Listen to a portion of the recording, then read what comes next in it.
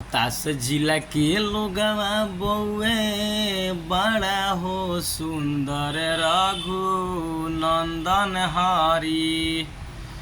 रोहतास जिला के लोगवा बउए बड़ा हो सुंदर रघु नंदन हरी। रोहतास जिला के लइका बावे बड़ी हो सुंदर रघु नंदन हरी।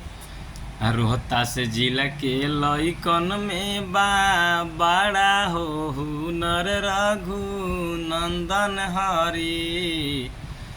रोहतास जिला के लोगवा मिली बहुते हो सुंदर रघु नंदन हरी।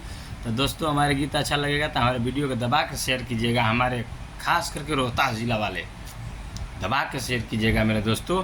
वीडियो को मेरे लाइक शेयर सब्सक्राइब जरूर कीजिएगा। सब्सक्राइब करना मत भूलिएगा मेरे दोस्तों।